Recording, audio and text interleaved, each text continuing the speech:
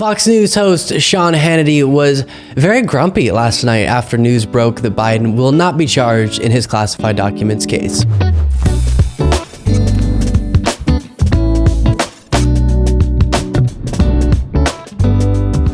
I want to play a moment from last night's edition of Sean Hannity's show on Fox News, where Hannity is responding to the news that Biden is not expected to be charged in the classified documents case. Not surprising and very reasonable for sure, not according to Sean Hannity.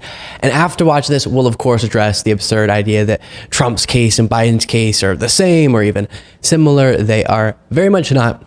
But take a look at this. First, according to media leaks, Joe Biden, he's going to get off scot-free. Listen to this. On the classified document case that is now about to come to a close, Joe Biden's own DOJ will not charge him with anything, apparently. That's not a surprise. We know that they have been politicized and weaponized. But guess why? Because his name is not Trump. It's not, a conservative. Sad. Now, okay. So a few things on that. First off, it cracks me up that they want Biden to be charged for actions involving classified documents that are just so less severe than Trump's actions, but they don't want Trump to be charged. Also, the idea that the DOJ is weaponized and they only want to charge conservatives, that's the idea he was pushing there, makes no sense when you have Democratic Senator Bob Menendez being prosecuted. You have Hunter Biden, it appears, about to be charged again with tax charges in California. You have Democratic Mayor of New York, Eric Adams, who just had his phone seized by the FBI as a part of an ongoing investigation. So that talking point just doesn't really stand up to the slightest bit of scrutiny. Now, as to this idea that if Trump was charged based on his classified documents related actions, then definitely Biden should have been. Here is Ellie Honig, a legal analyst on CNN, breaking this down. So I can already anticipate what we're going to hear from other, well, specifically one other network, Ellie Honig, that this is a double standard. That Donald Trump was charged and there's a federal case and indictments about his mishandling of classified documents, and Joe Biden is not going to be charged. Obviously, the cases are different. Ellie Honig, explain what you think about that.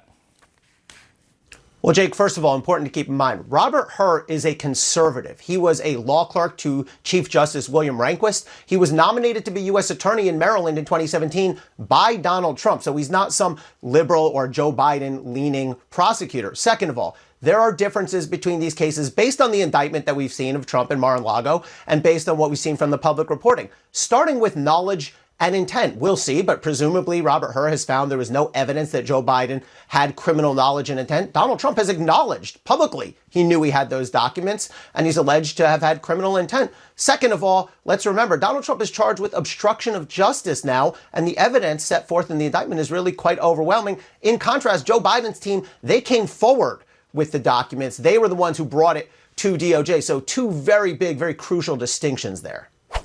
Yeah, so in cases like this, the criminal intent is actually a really important element. And that's what, if indeed Biden is not charged, there wasn't any evidence of. To every person who's still unconvinced, think about this, okay? Here's some pretty rock solid proof that these Biden should have been charged because Trump was talking points are absurd. You might remember a few months before Mar-a-Lago was raided, Trump turned over a few boxes of documents to federal authorities. That was January of 2022, 15 boxes specifically. And then federal authorities were like, hey, that wasn't all of them. Give us all of them. And Trump went, nuh-uh. And they went, yeah. And then that lasted for months until the raid. But why is that so notable? Well, as CNN writes, the indictment does not, however, list in the charges that any of the classified documents were turned over in January 2022 when Trump handed over 15 boxes to the National Archives. The archives did find nearly 200 classified documents in those boxes, according to the indictment, including 30 marked top secret. It's notable that the indictment does not include any documents retrieved in January 2022, given that Trump and his allies in Congress have attacked the Justice Department for not charging Biden or others who had unauthorized classified documents in their possession. The difference, of course, is that Biden, as well as former Vice President Mike Pence, immediately contacted the National Archives and offered to return the documents, while prosecutors alleged that Trump obstructed efforts to retrieve the classified documents at Mar-a-Lago. So this just crushes the whole argument from Trump defenders, because Trump wasn't charged for that initial batch of documents and wouldn't have been charged with anything if he had just turned over everything at that point in time. Meaning, he was being treated just like, if not better than, Biden and Pence. They immediately turned over their documents. If Trump had done the same, he wouldn't have been charged. Again, we know this for certain because he wasn't charged for the January 2022 batch that he did turn over voluntarily. But then over the following months, you had obstruction, you had lying to federal authorities, you had Trump trying to do everything possible to prevent authorities from obtaining those documents. So then finally, they were forced to come in and take them by executing a search warrant and then charge him for that criminal activity over those months. If either Pence or Biden had engaged in that sort of obstruction, if there was evidence of that criminal intent, if they knew they had the documents and tried to prevent authorities from getting them after being asked repeatedly, yes, they would have also been charged. That's the way the law works on this issue. And extensive reporting reveals the DOJ wanted more than anything to avoid prosecuting Trump. They were terrified of it. And that's why they waited so long to get the whole process going. They kept giving him opportunities to turn over the documents, and then his actions led them to be forced to prosecute him.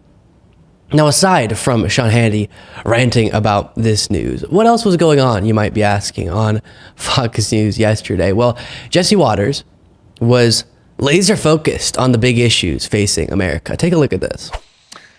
Gay nutcracker, complete with a rainbow hat, a trans flag, full price, $12, but right now it's on sale for $8. Target also sells Santa ornaments, but Target's Santa is in a wheelchair and is black.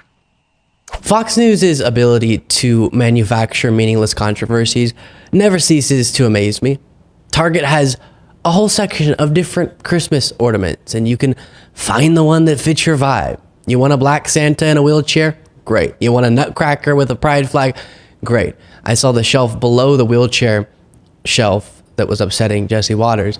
There was one that I guess would have Jesse Waters approved Santas on it. You want that, Jesse? Great, get it. Who cares?